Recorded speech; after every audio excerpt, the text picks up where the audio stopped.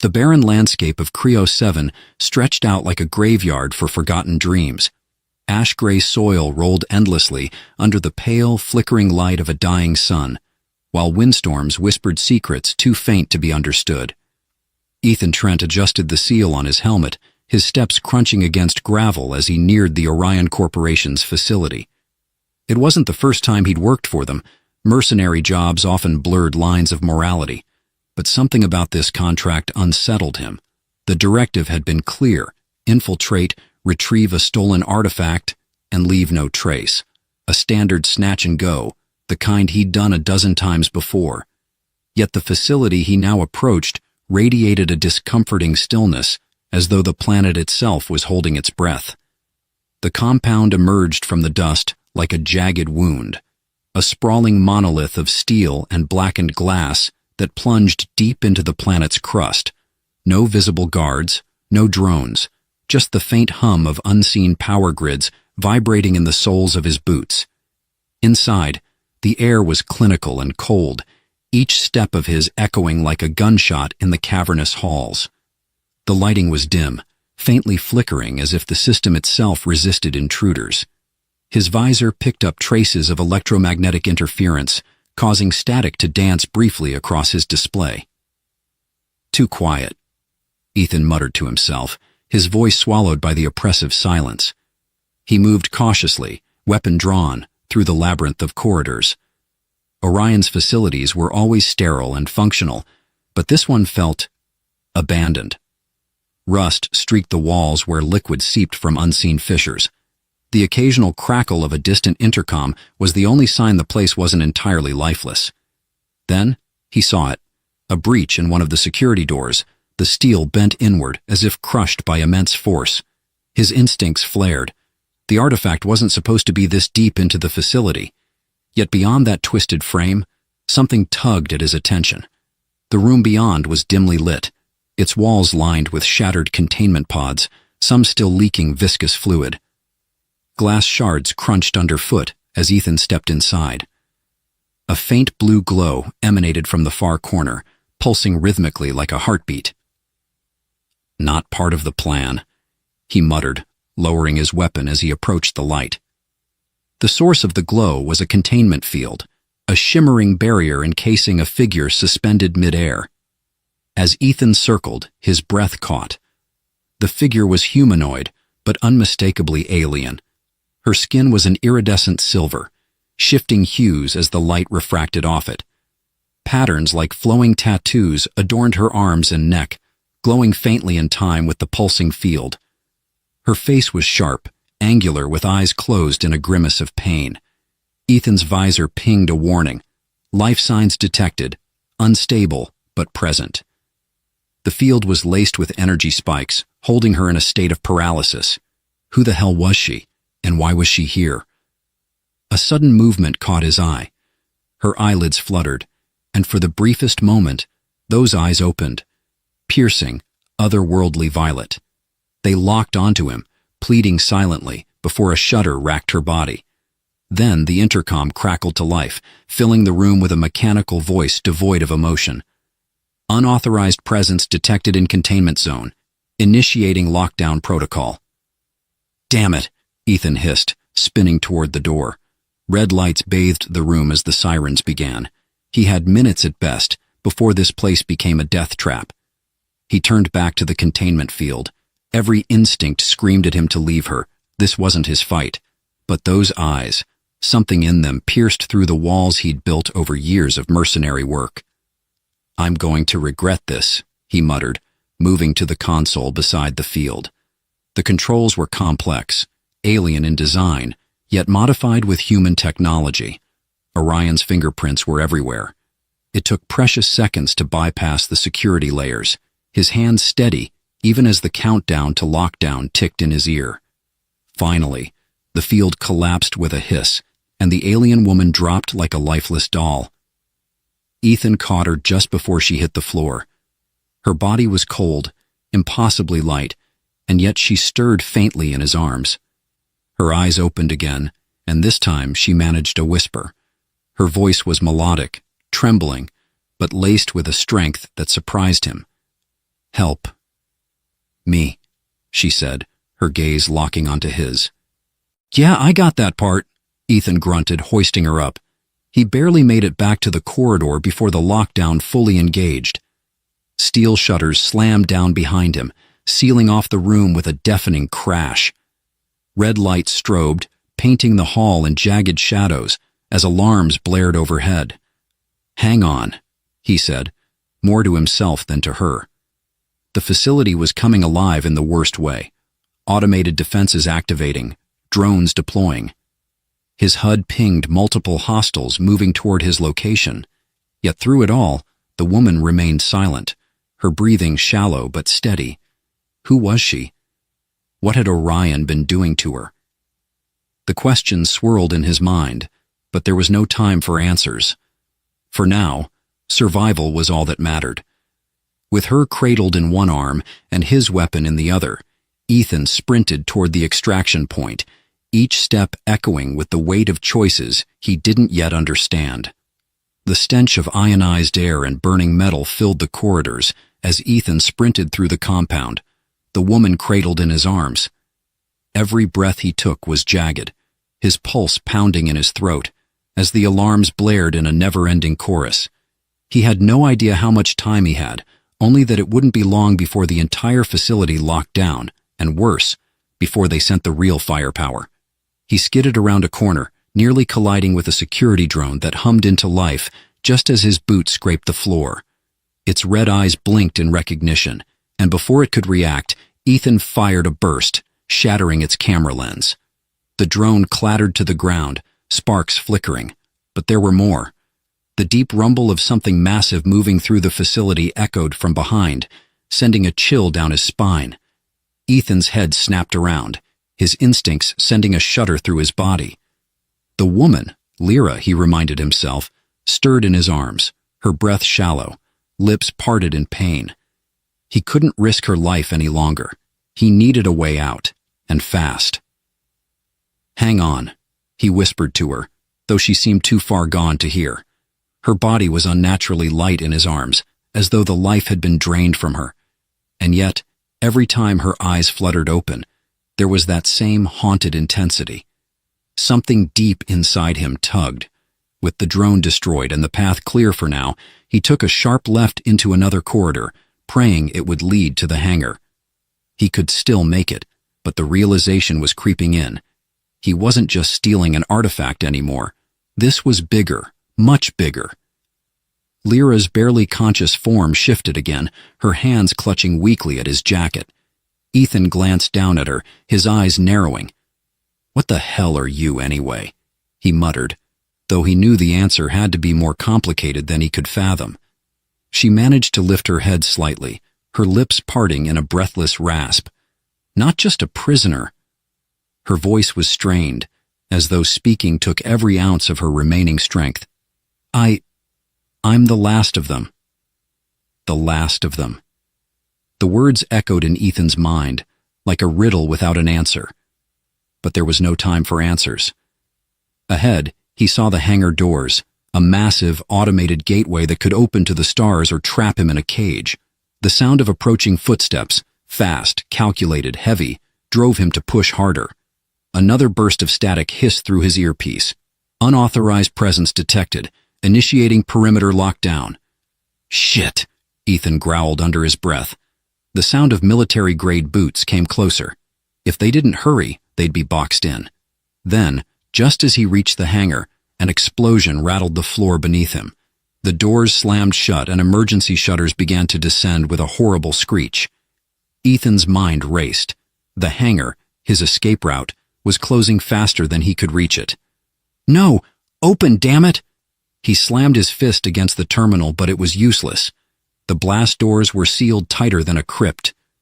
Lyra stirred again in his arms, this time more sharply, her breathing picking up in frantic gasps. Her head snapped toward the door, then back to Ethan, her eyes wide with something darker than fear. They're coming. He's coming. Her words chilled him. Not just the facility. Someone else. Before he could ask, the doors of the hangar began to rumble open once again, but not the way he'd hoped. Instead, A figure emerged from the shadows, tall and imposing, a man in black combat armor, his face concealed behind a mirrored visor. A bounty hunter, unmistakably. Ethan's heart skipped a beat. He recognized him. Mardak Vane, a name that had haunted his past like a dark ghost. The one mercenary who had a reputation for doing whatever it took to complete a contract. No rules, no hesitation. Trent! Vane's voice was distorted through the mask, but there was no mistaking the malice in it. I should have known it would be you. Ethan's grip tightened around his weapon. He had no illusions that this was a simple chase anymore. This wasn't just about the artifact. Lyra, whatever she was, had triggered something much bigger. He had no doubt that Vane had been sent specifically for her. The bounty hunter took a step forward, his movements deliberate, almost leisurely. Let her go and I'll make it quick, Vane added. The threat was clear, cutting through the air like a blade. You're a dead man if you resist. Ethan's fingers hovered over the trigger of his weapon, but his mind raced, calculating his next move. He could try to shoot, but Vane was a machine. Every move was measured, lethal. And there was the matter of Lyra. Her condition was worsening by the second, and he could feel the life slowly draining out of her, the grip of her hand growing weaker. Why are you after her? Ethan demanded, though he knew it was futile. Vane wouldn't answer him, but he needed to buy time. The tension in the air was palpable, and every second that ticked by brought them closer to a confrontation. Vane's visor gleamed, almost imperceptibly shifting as he regarded Ethan. Because she's not just some alien prisoner, Vane said, his voice laced with something like amusement. She's the key to everything. You don't know what you've gotten yourself into. I don't care, Ethan spat, his pulse quickening. I'm not handing her over. A slow chuckle rumbled from Vane's chest. You will. The bounty hunter's arm shot out, launching a flash grenade that detonated before Ethan could react. Blinding light filled the hangar, followed by an explosion of sound that rattled his bones. In the chaos, Ethan's world spun, the edges of his vision fraying as his senses dulled for a fleeting moment. Then he felt it. The absence. Lyra was gone from his arms. A surge of panic hit him like a tidal wave. He snapped his head around, disoriented, just in time to see Vane step back, the woman now unconscious in his grasp. You can't protect her, Vane taunted, his voice tinged with cruel satisfaction.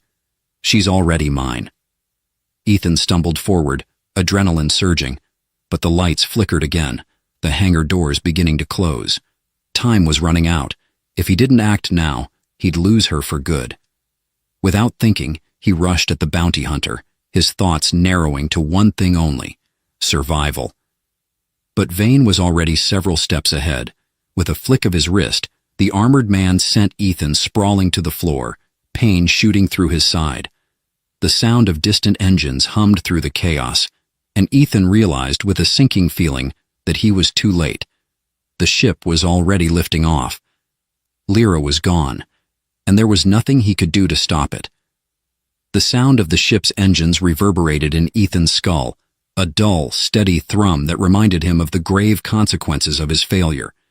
His vision swam, his limbs aching from the violence of his fall, but the taste of rage and panic was bitter in his mouth.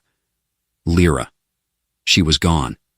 The bounty hunter, Vane, had taken her, and he was left, crumpled on the hangar floor, the echoes of his breath the only thing keeping him tethered to this broken reality. God damn it! The words came out in a rasp, bitter and full of helplessness. But the ship was already ascending, disappearing into the starry sky. Ethan pushed himself upright, his muscles protesting the movement, his pulse thrumming like a drum in his ears. He could still feel her, Lyra, in his veins, a presence too tangible to forget, even as she was ripped away from him. His hands trembled as he wiped blood from his mouth, the bitter taste lingering, and the hum of his HUD was the only thing that kept him anchored. Focus. He needed to focus. There was still a way. There had to be. Before he could make a plan, his communicator buzzed to life, its sharp tone cutting through the haze of his thoughts. The voice on the other end was familiar, a low growl that made his stomach tighten. Trent? Came the voice of his old handler, Dorian Cray. You alive? Not for long if you don't give me some goddamn answers, Ethan growled, trying to steady his breath. He wiped away the blood from his cheek and adjusted his stance. What the hell was that, Cray? You knew about Vane, didn't you? There was a pause on the other end. The silence was thick, deliberate. When Cray spoke again, his voice was lower, more cautious. Listen carefully, Trent, Cray said, his voice now threaded with something deeper, something almost ominous. You've just stumbled into something you're not prepared for. This isn't just about Lyra. It's about everything. The galaxy, the balance of power, the very foundations of the universe. Ethan's stomach churned. Stop talking in riddles, Cray. What the hell are you talking about? That woman you were holding? Lyra? Cray's voice lowered to a whisper, as if to make sure no one else could overhear. She's not just a fugitive. She's not just some artifact worth a price.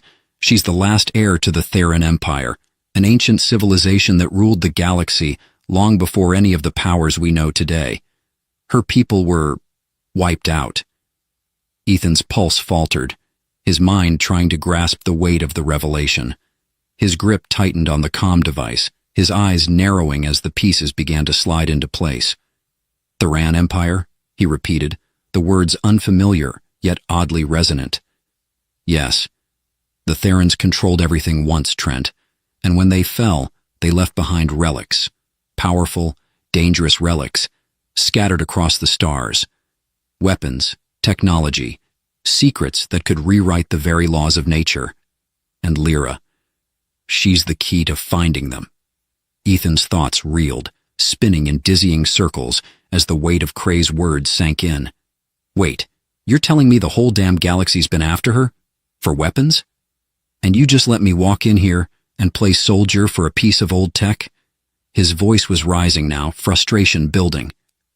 The artifact you were hired to retrieve, Cray interrupted, his tone sharp, wasn't just a relic. It was part of a much larger network, a network that connects to Lyra's lineage. If you didn't understand that, you were already a pawn in a much larger game. A sinking feeling curled in Ethan's chest. This wasn't just about money or a simple job anymore. He wasn't an operative. He was entangled in something that made him a pawn on a galactic chessboard. And Lyra, she was at the center of it all. But Vane, Ethan breathed, the realization coming slowly. He's not just a bounty hunter. He's part of this, part of whatever this war is, isn't he? Cray's voice dropped even lower, almost inaudible now. He's more than that. He's the hand of the Empire that wants to control what's left of the Theran legacy.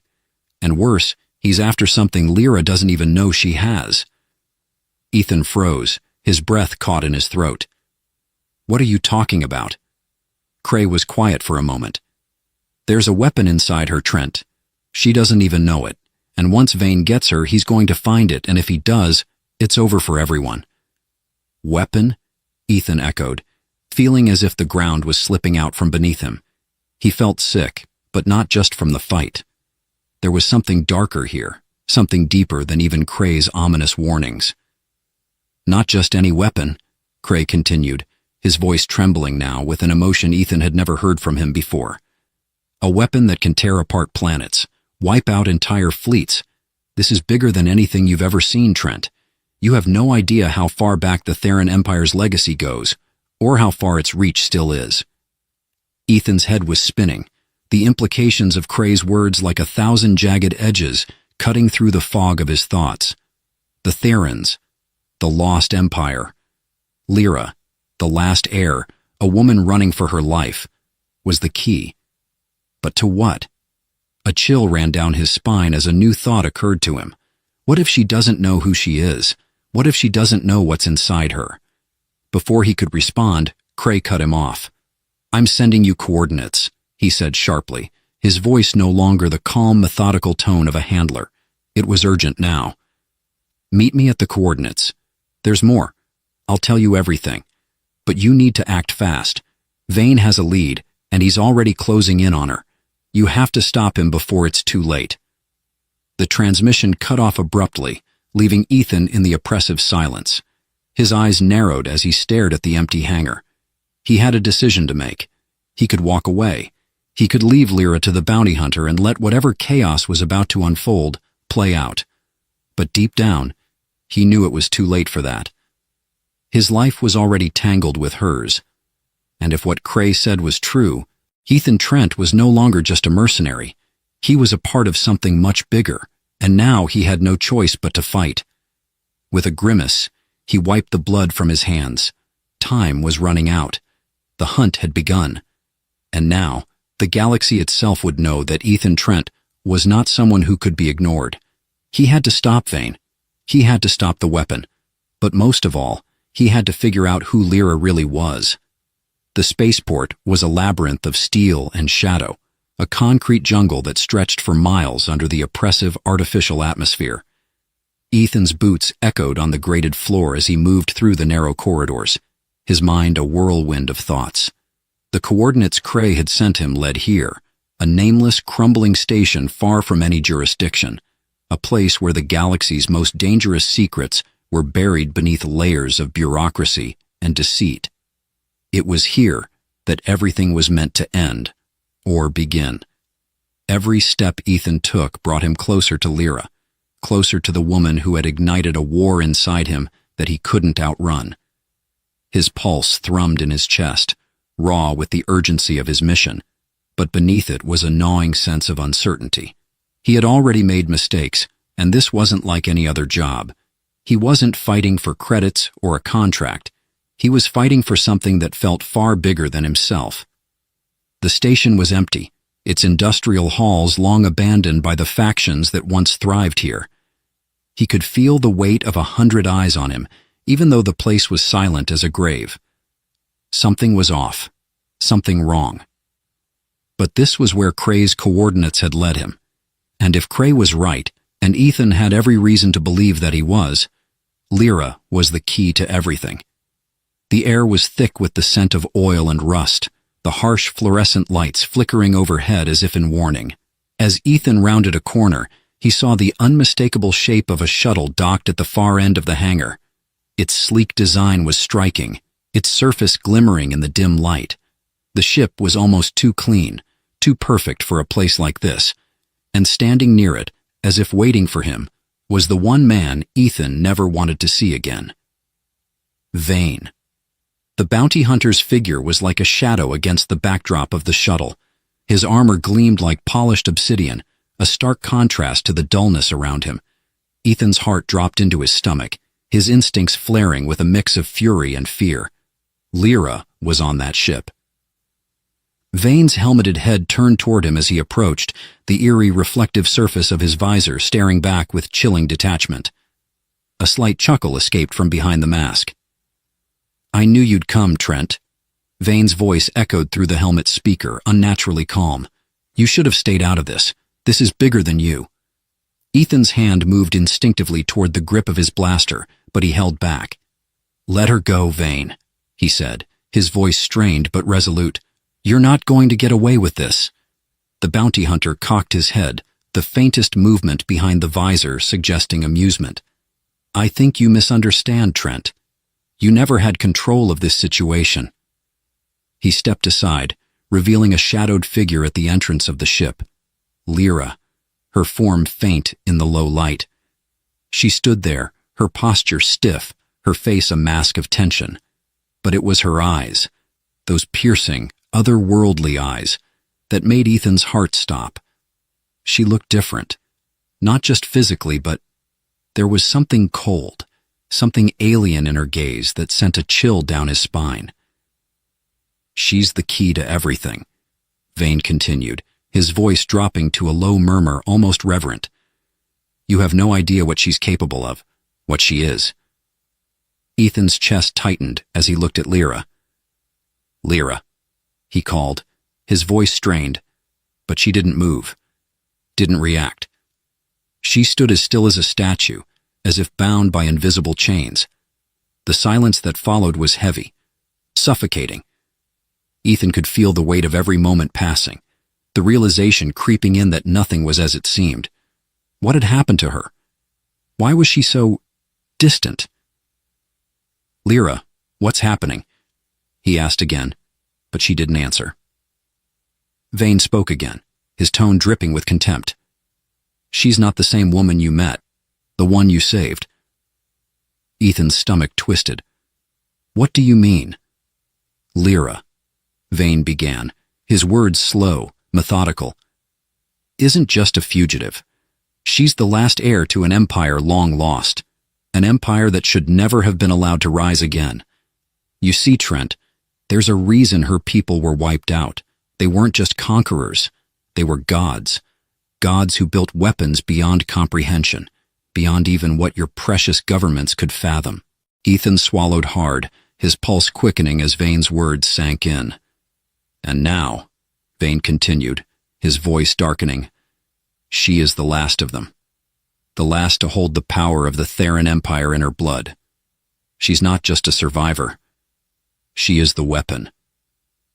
The words echoed in Ethan's mind, reverberating with growing dread. "You're lying." The protest felt weak, even to him. Lyra, the woman he had risked his life to save, was something more. She was an heir, a weapon, a figure wrapped in mystery and danger. And yet she hadn't told him a thing.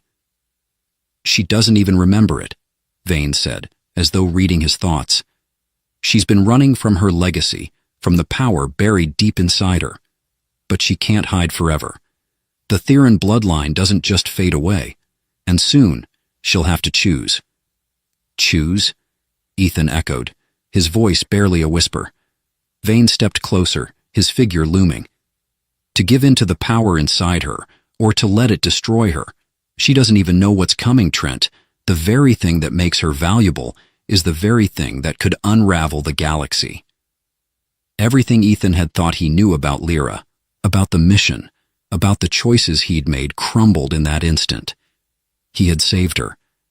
But she had never been the innocent prisoner he'd imagined.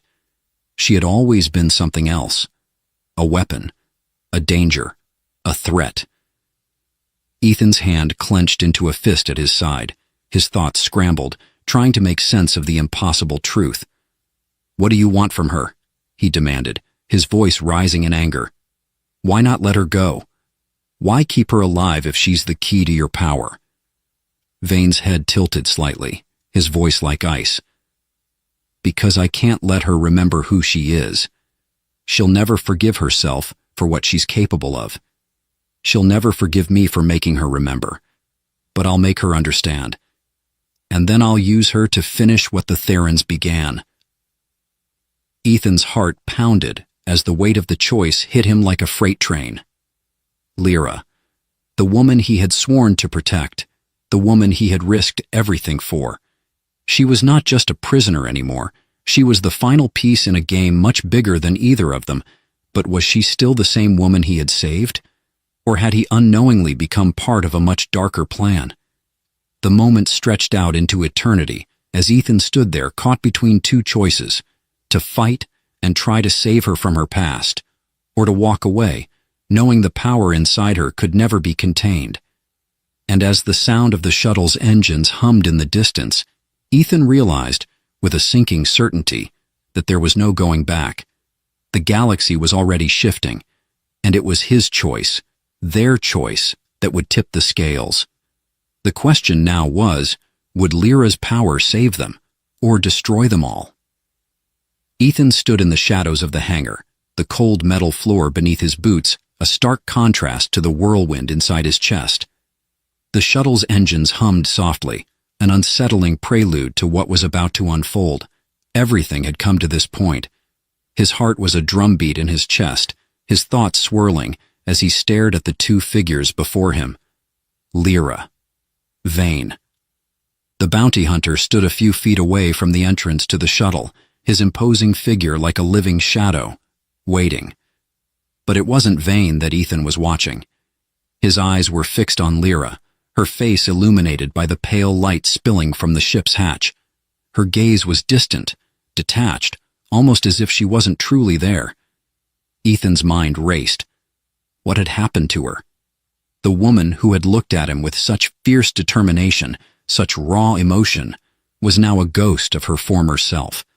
What was inside her? What had they done to her? Lyra, he called her name, his voice thick with desperation, but she didn't react, didn't even acknowledge him. Leave her be, Trent. Vane's voice was icy, his tone thick with the weight of finality. She's no longer yours to save. Something in Ethan's chest tightened at those words, and for a moment, he wanted to lash out. He wanted to make Vane pay for the way he had twisted Lyra's fate, for the way the bounty hunter had used her as a pawn in some grand game. But his anger was swallowed by a deeper, gnawing fear. The truth was, he didn't understand. He had never understood. Not the galaxy's politics, not the stakes of the game. All he had ever understood was survival, and when it had come to her, to Lyra, everything he had known had been upended. Lyra, listen to me. He stepped forward, his voice pleading. This isn't you. I don't know what they've done to you, but you're not alone. I can help you. We can get out of here, together. Her eyes flickered, just the smallest of movements, barely perceptible. For a fleeting moment, Ethan thought he saw something in her eyes, something familiar, a flicker of the woman he had once known. But then, as quickly as it had come, it was gone. I don't need your help, she said, her voice empty, devoid of the warmth it had once carried. It's too late for that. Ethan's heart sank as her words hit him like a blow. Was she lost? Had the power inside her consumed her completely? Was there any way to reach her now? He wasn't sure, but he had to try. He had to try. Vane's laugh broke through his thoughts, sharp and humorless. It's funny, isn't it? You think you can change her fate. You think you can save her. But in the end, she's already made her choice. She is the Theron legacy, Trent. She's the future, whether she remembers it or not, and I'm the one who's going to see it fulfilled. For a moment, Ethan didn't respond. His mind was a battlefield, torn between his desire to save her, to reach the woman he had grown to care for, and the undeniable reality that Lyra was no longer the person he had rescued. She was something else. Someone else. Someone who might never forgive him for failing her. But then, in the quiet, the final piece of the puzzle clicked into place. I don't care about your empire, Vane, Ethan said, his voice low but steady. I don't care about the Therons. I don't care about whatever power is inside her. What I care about is her. The words hung in the air, thick with the weight of their meaning. Vane's expression didn't change. She's already chosen, Trent. You can't change her. You can't save her. Maybe, Ethan said, his voice hardening, but I won't walk away, not without a fight. In that moment, everything seemed to fall silent. The hangar, the ship, the distant hum of engines, everything blurred into a single crystallized moment of clarity. Ethan turned his gaze back to Lyra, his heart pounding in his chest. He was no longer just fighting to survive. He was fighting for her, for the woman he had once known, for the person buried beneath the weight of a legacy too heavy for anyone to bear. Her eyes flickered once more, the faintest trace of recognition flashing in them. And for a moment, just a moment, Ethan saw the person he had once saved, the woman who had once trusted him. The truth was, Lyra wasn't the weapon that Vane thought she was. She wasn't the key to some long-forgotten empire, nor was she the tool of destruction that others believed her to be. She was a person, a woman, a survivor. And Ethan would fight to bring her back, to remind her of who she was before everything was stolen from her. It was time to end this. The decision was made. Ethan reached for his blaster, fingers steady despite the tension in the air. You're right about one thing, Vane, he said, taking a step forward. This isn't about me anymore. This is about her. Vane's smile twisted beneath his visor, his hand reaching for his own weapon. Then we'll see how far that gets you. Before Ethan could react, the air was filled with the sharp staccato sound of blaster fire. The shots came fast, but Ethan was faster. He ducked behind a crate, his heart pounding as he returned fire, every shot a moment closer to the end. But even as the conflict raged, He couldn't look away from Lyra. Her gaze never wavered from him. She was still there, still somewhere beneath the surface. In a moment of hesitation, Lyra's voice broke through the chaos. "Stop." It was a single word, a command, but it carried the weight of an entire galaxy. Ethan froze, his weapon lowered. Vane faltered as well, a look of confusion passing across his face. What are you doing?" Lyra stepped forward, her movements slow but deliberate, as if each step was a battle against herself. Her voice was softer now, more certain. "I remember." The words shattered the air, and for a moment, everything stopped. Time itself seemed to hold its breath. "I remember who I was," Lyra continued, her voice steady, her eyes meeting Ethan's. "And I choose to fight." The weight of her decision hung between them like a promise. She wasn't just the last heir to an empire. She was the woman who would decide her own fate. The final shots were fired. The final moments passed in a blur. But when the dust settled, there was only one truth left standing. Lyra was free. And Ethan? He had found his redemption. The atmosphere was thick with dust, and the distant crackle of energy weapons, the remnants of a war-torn world hanging heavily in the air. Lieutenant Jason Carter crouched low behind the rusted hull of a downed assault ship, heart hammering in his chest, pulse quickening with every blast that shook the ground beneath him. The sounds of battle were familiar, almost comforting, like an old, insistent song that kept playing in the back of his mind.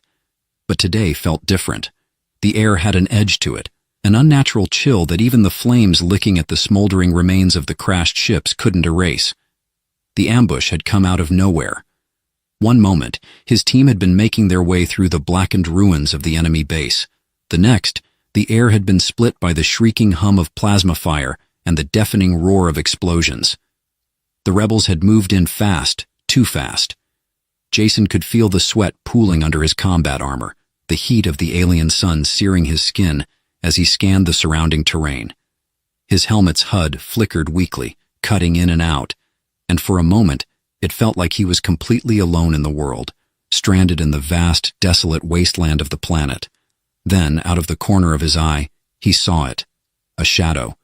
No, a figure, moving with an unnatural grace between the wreckage. It was too fast, too precise, and Jason couldn't help but feel a shiver crawl up his spine. His finger tightened on the trigger of his pulse rifle, but something stopped him. The figure wasn't an enemy. It was a woman. Tall, armored, her silhouette cutting through the haze like a blade through fog. She moved with a fluidity that was almost unnatural, gliding between the blasts of energy fire with an ease that defied physics. The armor she wore was sleek and alien, a metallic sheen that glowed faintly in the fiery glow of the battlefield. It was a design Jason had never seen before, an unfamiliar combination of sharp angles and flowing lines that suggested both elegance and deadly purpose. The way she moved was unlike anything he had ever encountered, a predator in a world of prey. But what caught his attention wasn't the way she moved. It was the way she fought. In an instant, she was among them.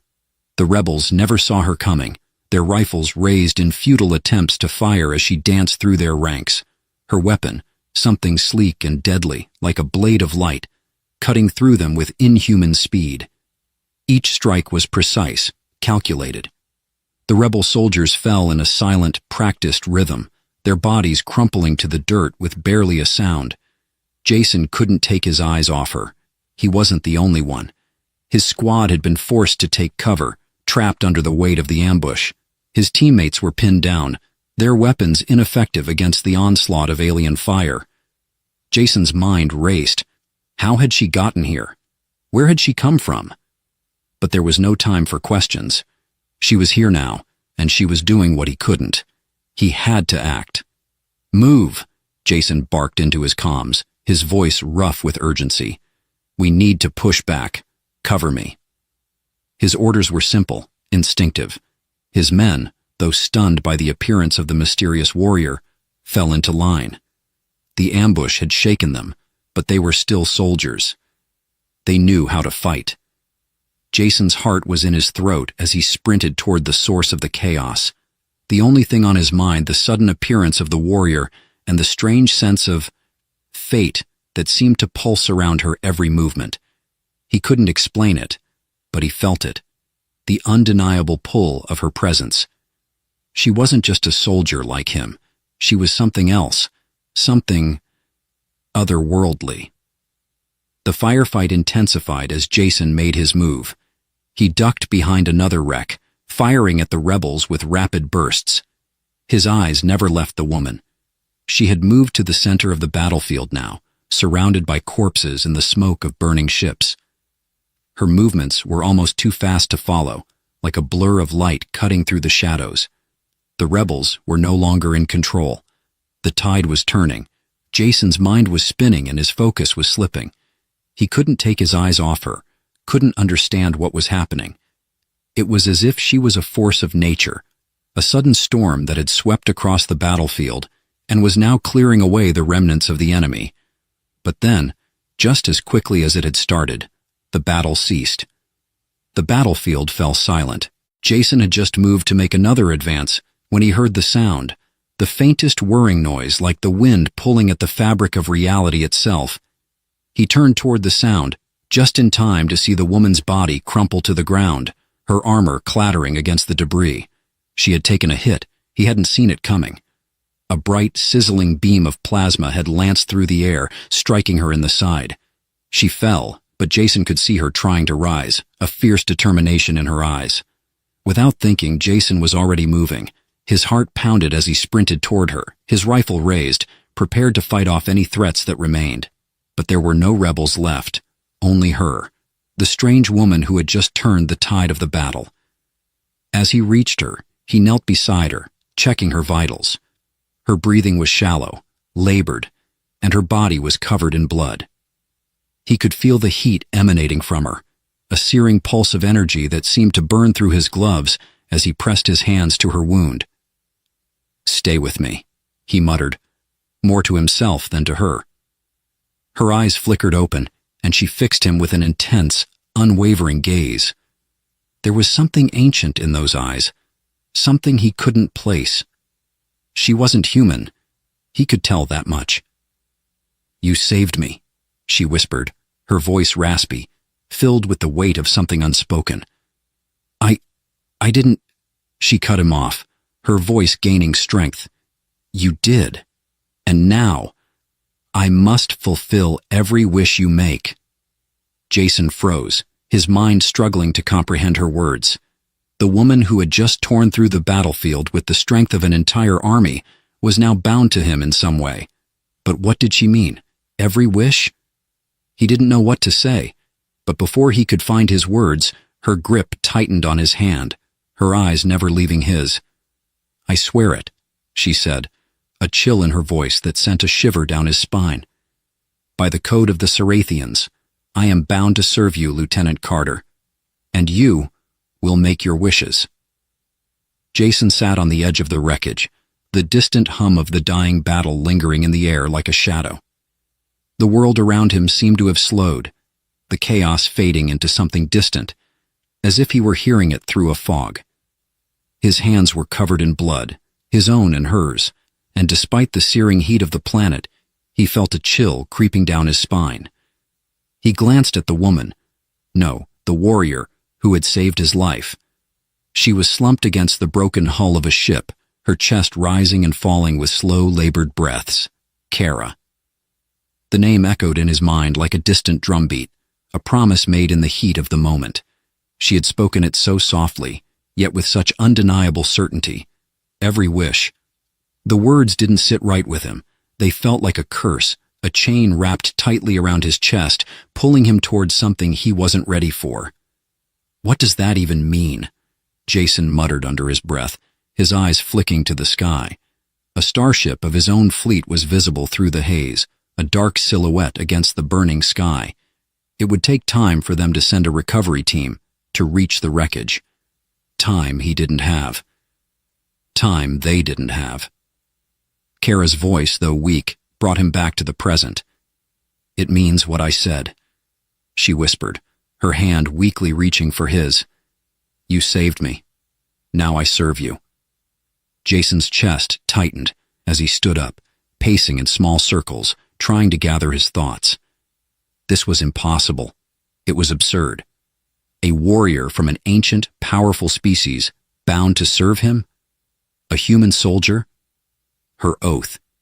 It was ancient, an old pact between their people, something that seemed too outlandish to be real, and yet everything about her, the way she fought, the way she moved, the strange and undeniable energy that radiated from her, told him otherwise. Was she playing him? Was this some kind of elaborate trap? No, Jason muttered. This can't be happening. But Kara was no illusion. Her armor, dark and metallic, shimmered even in the low light. The scent of her blood, strange and alien, still hung in the air, mixing with the dust and smoke of the battlefield. She was real. And that meant everything about his world just turned upside down. He looked at her again. Kara's eyes met his, and there was something more there now. A quiet intensity, like a storm gathering on the horizon. She wasn't angry or resentful. She wasn't even pleading. But the weight of her oath lingered in the air like a storm cloud. What kind of wishes? Jason asked, his voice edged with disbelief. He still couldn't wrap his mind around the idea. I must fulfill them, she replied, her voice raspy, but steady. As per the ancient code, no matter the cost. Jason swallowed hard, his mind racing. He knew nothing about her people, about their customs, about this strange pact that bound them. What cost? The words echoed in his head. There was something more here, something she wasn't saying, something darker. He could feel it, the pressure like a weight pressing against his ribs. He had been a soldier long enough to know when something didn't sit right. This was bigger than a simple pact between enemies. This wasn't just about gratitude or honor. It was something deeper, something dangerous. The sound of approaching footsteps snapped him out of his thoughts. Jason spun, his weapon at the ready, adrenaline surging through him. But it wasn't an enemy. His squad had regrouped, their faces grim and tired as they approached the wreckage. Sergeant Ruiz was the first to speak, her voice tense with exhaustion. Lieutenant, what the hell just happened? One moment, we were getting our asses kicked, and the next, boom, everything's dead. Jason didn't respond immediately. He couldn't. He didn't know what had happened either. He only knew that the woman, this Kara, had turned the tide of the battle in the blink of an eye. There had been no time to process it, no time to understand it. But now, with the sudden silence of the battlefield pressing in, Jason realized how much he still didn't know. Is she... Ruiz's voice trailed off as her eyes flicked to Kara, who was still leaning against the wreck, her breathing slow but steady. Jason nodded slowly, trying to shake off the sudden tension in his chest. She's alive. Barely. Who is she? Ruiz asked, her voice sharp with suspicion. Some kind of merc? Or... what? I don't know, Jason admitted. But she's not a mercenary. She's... He paused, unsure how to even finish the sentence. She's... bound to me. Ruiz blinked, clearly processing his words, then exchanged a look with the others. Private Reynolds was fidgeting, looking back and forth between Jason and Kara, and Corporal Smith was muttering under his breath, his hand near his rifle. Jason could feel the questions coming. They were all there in their eyes, unspoken but undeniable. What the hell was going on? Who was this woman? And why was she bound to him? Can you trust her? Ruiz asked, her voice low, cautious. Jason didn't have an answer. Could he trust her? He didn't even know what kind of creature she was, let alone what kind of power she wielded. She had come out of nowhere, wielding strength that no human could match, and she had saved his life, swearing herself to him in a vow that felt more like a chain than an honor. But as he looked at her again, her gaze fixed on him, unblinking, unyielding, he felt something else stirring in his chest, a strange pull like gravity, something deeper than mere duty. The silence stretched on, and the tension in the air grew thicker, heavier. Jason couldn't shake the feeling that he was standing at the edge of something vast, something unknown. This wasn't just about surviving the battle anymore. It was about something bigger. And with that thought came a realization that hit him like a punch to the gut. The war they were fighting. It wasn't the only war at play.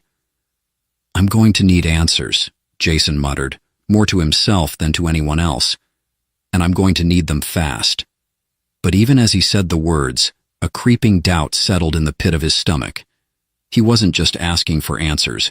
He was about to make a decision that would shape everything. And there was no going back. Kara's eyes never left his as she stood slowly, the weight of her promise hanging in the air like a storm cloud waiting to burst. "Your first wish," she whispered, her voice filled with something ancient and unsettling. "What will it be, Lieutenant Carter?" Jason's heart skipped a beat. The weight of the universe seemed to shift on that simple question, and for the first time since he had known Kara, he wondered if he was about to make a terrible mistake. The air was thick with smoke as the remnants of the battlefield smoldered around them. Jason didn't know how long they'd been standing there, caught in the silence after the storm. The wind had died, leaving only the sound of his heartbeat in his ears and the heavy, measured breath of Kara at his side. She was still injured, but her presence was as commanding as ever, every movement calculated and precise, her eyes never leaving his. It was unnerving. Not because of her power, he had seen that firsthand, but because of the weight of her gaze. Jason shifted uncomfortably under her scrutiny, trying to shake off the strange feeling gnawing at his chest. Every wish. The words reverberated through his mind, a constant, unwelcome reminder of the oath she had sworn to him. The squad was scattered across the wreckage, regrouping and attempting to make sense of the aftermath. The battle had ended abruptly, their enemies decimated by Kara's lethal intervention. He could still see the wreckage of the enemy's ships on the horizon, burning with an eerie glow, but the sense of victory felt hollow. It had come too easily. Jason took a deep breath and glanced at Kara. "We need to move," he said, his voice gruff. She nodded, her eyes narrowing in thought. The quiet storm in her gaze unsettled him more than anything. There was something he wasn't understanding, something hidden beneath the surface. "You do not trust me," she said softly, as though reading his mind. Jason's jaw tightened. "It's not about trust," he said, his tone harsh. "It's about surviving. We need to get off this damn planet before more enemies show up. We can talk later." Her lips curved into something like a smile, but there was no humor in it. "Survival is not always the answer, Lieutenant. Sometimes the price is greater than you know." Jason froze. Her words hung in the air between them, like an electric current, and for the first time since meeting her, he felt a flicker of doubt. The price is greater than you know. He wanted to argue, to push back, but the words died on his tongue. The weight of her oath, of her power, pressed against him, and he couldn't shake the feeling that he was already too far in, too entangled in whatever game she was playing. "Where are we going?"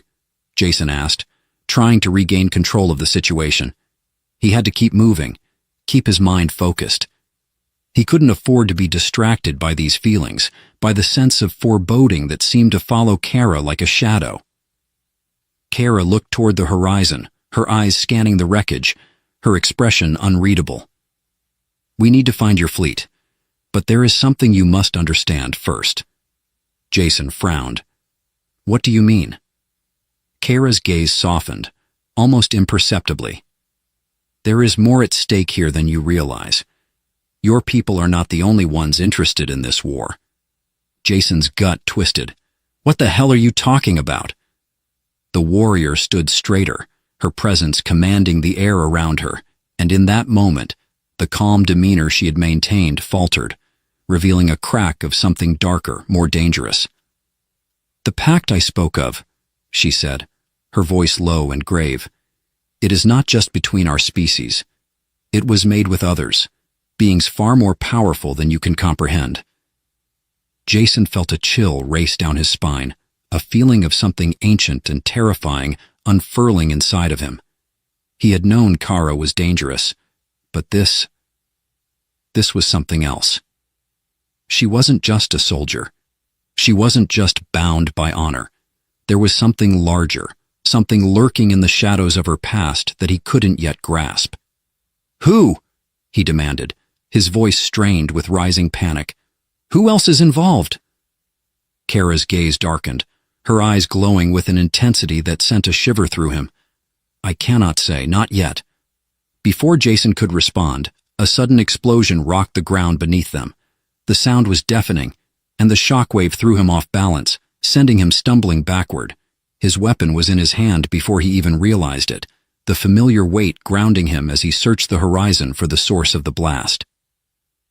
"They've found us," Kara said flatly, her voice calm despite the chaos unfolding around them. Jason's heart raced. He could hear the distant rumble of engines, the sharp hum of an incoming ship. More enemies, he thought. But these weren't the same forces they had been fighting earlier. This was something else, something bigger. "Who are they?" he asked, barely able to hear his own voice over the roar of the engines.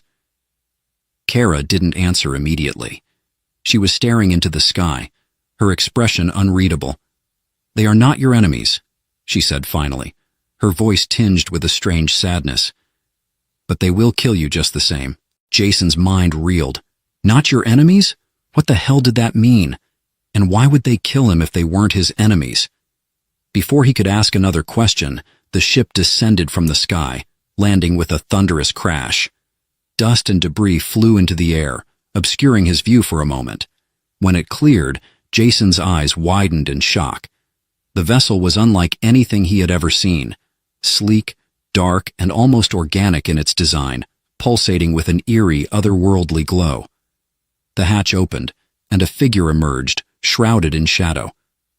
Tall, imposing, and encased in armor similar to Kara's but far darker, the figure moved with a grace that suggested power beyond anything Jason had encountered.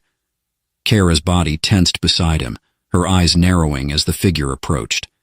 "This is the price I spoke of," she murmured. "The consequences of the oath I swore." Jason's pulse quickened, his mind racing. "What is this? Who are they?" Kara's voice was barely above a whisper. "These are the keepers of the pact, the ones who ensure that the wishes are fulfilled, and they will not let you break it. They are watching, always." Jason's heart pounded in his chest, the weight of her words sinking in. He had thought he was in control, that he could manipulate the situation, use Kara's power to his advantage. But now, standing before this dark figure, the crushing realization hit him.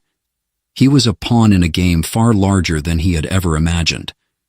The figure took a step forward, and Kara's posture stiffened, a strange mix of fear and respect in her eyes. "This is where the game begins, Lieutenant," the figure said, its voice cold and echoing through the silence. "And you have already made your first move." The air crackled with tension, and Jason could feel the weight of the decision pressing down on him. Whatever path he had chosen, there was no turning back. The stakes had just been raised, and now he had no choice but to play. The ground trembled beneath Jason's feet, each pulse of energy reverberating through his body. The figure before him, tall and shadowed, moved with an eerie, deliberate calm. Jason's breath hitched, his mind still reeling from Kara's cryptic words and the silent weight of the pact she had sworn. Every instinct screamed at him to fight, to escape, but a deeper, more nagging realization clawed at his thoughts. He couldn't escape this. Kara's back was rigid, her posture almost defensive as she faced the looming figure. For the first time since he'd met her, there was no confidence in her eyes, only a cold, emotionless determination that made Jason question everything he thought he knew about her. This wasn't just a warrior. She was something far more complex, something bound by rules that had little to do with survival. Jason stepped forward, gripping his weapon tighter. His eyes flicked between Kara and the figure before him, still struggling to process the gravity of the situation. What was this pact? And why did Kara look at the newcomer as if they were about to decide her fate? "I don't understand," Jason finally said, his voice breaking the suffocating silence. "What is all this? Who are they?" The figure's helmeted face did not so much as twitch, but the air around him seemed to darken with every word. "We are the keepers of the pact," the figure said, its voice deep and distorted by the helmet. "The watchers who ensure that the conditions of the old agreement are met. Nothing more, nothing less." Jason's mind raced. "And Kara, what's her role in this? Why is she acting like—" His words trailed off as Kara flinched ever so slightly, her gaze falling to the ground. The quiet was unbearable, her silence a weight on his chest. The figure stepped closer, its shadow engulfing Jason as it turned toward Kara. "Your oath was not for you alone," the figure said coldly, "but for all who are bound by it. You knew the risks, Kara. You knew the consequences." The words hung in the air like a curse. Jason's chest tightened. This wasn't just about the war. This wasn't just about Kara's personal struggles. The pact, whatever it was, had far-reaching consequences, and Jason was tied to it now, whether he liked it or not. Kara looked up then, her eyes burning with something that bordered on desperation. She took a step forward, her voice hoarse. "I did not choose this, you know that. I never wanted this life." The figure tilted its head, a gesture that seemed almost pitying. "We do not choose, Kara. We fulfill. You knew what it meant when you took the oath, and now you will carry it to its end." Jason watched their exchange, his mind whirling.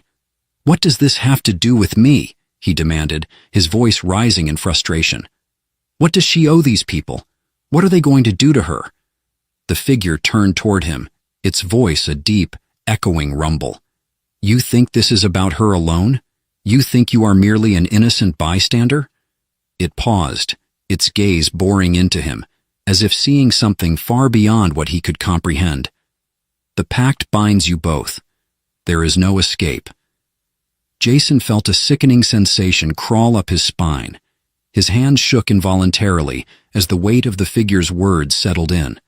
"The pact binds you both." "What do you want from her?"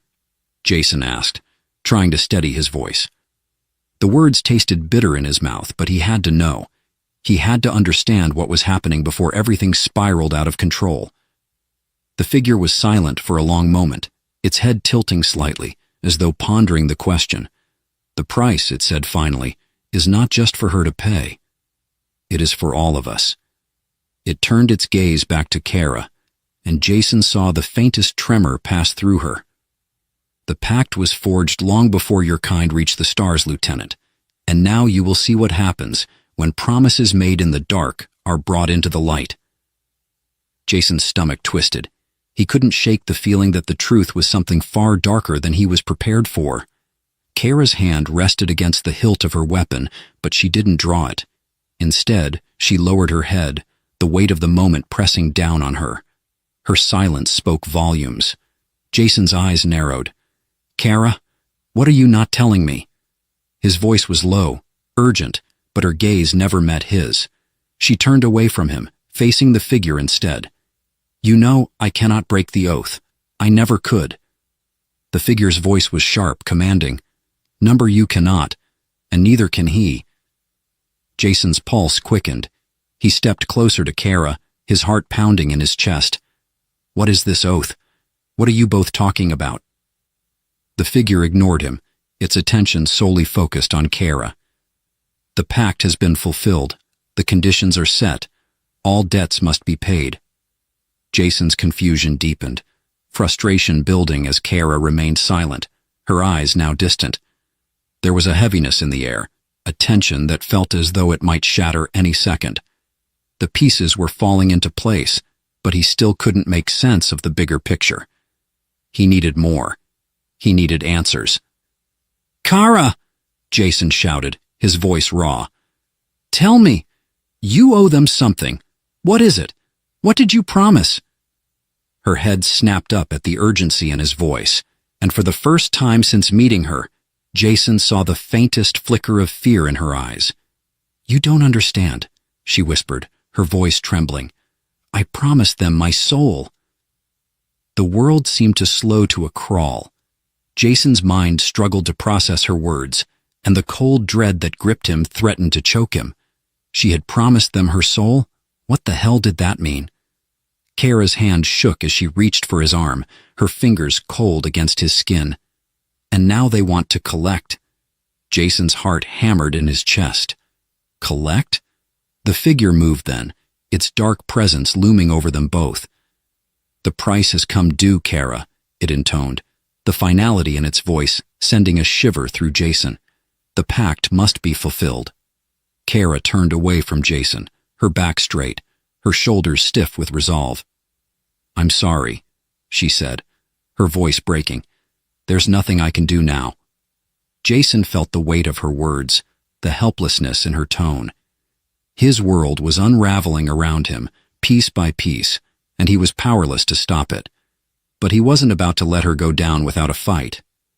No, he said, his voice steady, but filled with determination. Not yet. We still have a choice. But Kara's expression was one of finality, and Jason knew in that moment everything was changing, and the cost of their decisions would be far higher than either of them could have anticipated. The moon hung low in the sky, its pale light casting long shadows over the barren landscape. Jason stood at the edge of the cliff, the wind whipping through his hair, the vastness of space stretching out before him. Kara stood beside him, her posture still strong, but there was a weariness to her eyes that betrayed the weight of the journey they had endured. The figure had disappeared after the confrontation, leaving them both with only silence to fill the space between them. The air between Jason and Kara was thick with unspoken words, the tension of everything that had happened still hanging heavy. And yet, there was a quiet sense of finality in the air, as if the world had paused, waiting for them to decide what came next. Jason felt the weight of the decision he had made. The events of the past few days, the questions, the fears, it had all led to this moment. The choices they had made were no longer just about survival. They were about redemption, about freeing themselves from the chains that bound them both, and about confronting the darkness that had lurked in their pasts. I don't know if I can do this, Kara whispered, her voice fragile. The admission felt like a crack in the wall she had built around herself, a vulnerability Jason hadn't seen before. He turned toward her, his eyes softening as he took a step closer. You don't have to do it alone. Her gaze met his, the flicker of uncertainty still present in her eyes. I made a promise I can't undo. They'll come for me. They'll take everything. Jason's heart tightened at her words. The pact, the oath, the price, it had all led them here. But there had to be a way out. There had to be a way to change the course of fate. Maybe you can't undo the past, he said quietly, but you can still choose what happens next. We both can. She looked at him, her expression unreadable for a long moment. Then something shifted in her eyes. A spark, faint but real. It was as if she had finally come to a realization, one that had been buried deep inside her all along, but had taken her this long to acknowledge. I don't know what will happen, she said, her voice barely audible above the wind. But I'm not going back. Not now. Not after everything we've been through. Jason nodded. Then we moved forward. For the first time in days, Kara smiled. It was small, fleeting, but it was a smile nonetheless, a symbol of something they had both lost sight of. Hope. Together, they stood there in the quiet, the weight of the universe seeming to hang suspended, as if waiting for them to take the next step. The silence stretched on, but this time it wasn't oppressive. It was peaceful. It was a pause, a brief respite before the final test. Jason could feel it in his bones, the knowledge that they were on the cusp of something larger than either of them could fully comprehend. The price had been paid, the choices had been made. The fate of their journey had come full circle, and now they faced the consequences, whatever they might be. But no matter what came next, Jason knew one thing for certain. They had each other. The night passed slowly, the stars above twinkling like forgotten promises. Jason sat on the edge of the small firelit camp, his eyes fixed on the horizon. He had stayed up for hours, thinking, contemplating everything that had happened, every choice that had led them to this point. The mysteries had been unraveled, the answers had been found, but the resolution was far from simple. The past they had tried to escape from still loomed over them, casting long, unyielding shadows.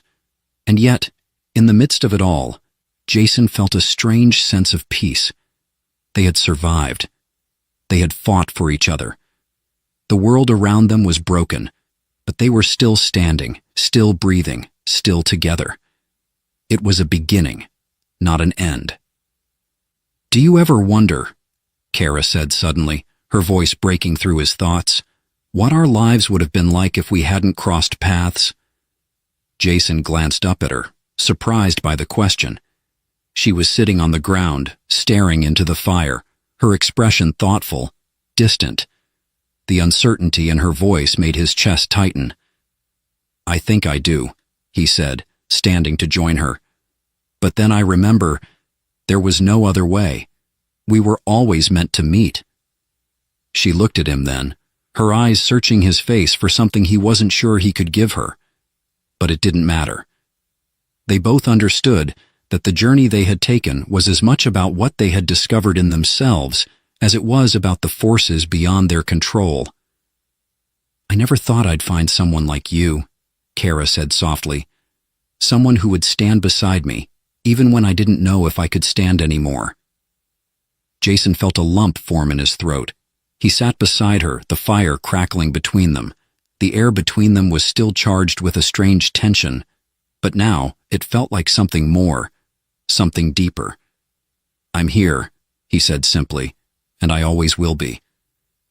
The night grew colder as the hours passed, but the fire burned brighter, casting shadows on their faces, illuminating the space between them. The pact, the secrets, the darkness, they had all come to an end. But in their place, something new had begun. For the first time, the weight that had once seemed so heavy lifted from Jason's shoulders. The mysteries had been resolved, and the answers were no longer a burden. They had fought for each other, bled for each other, and now they had something that was truly their own. The distant stars shone overhead, and Jason could almost imagine a future, one that was no longer shrouded in uncertainty. A future where, whatever came next, he and Kara would face it together.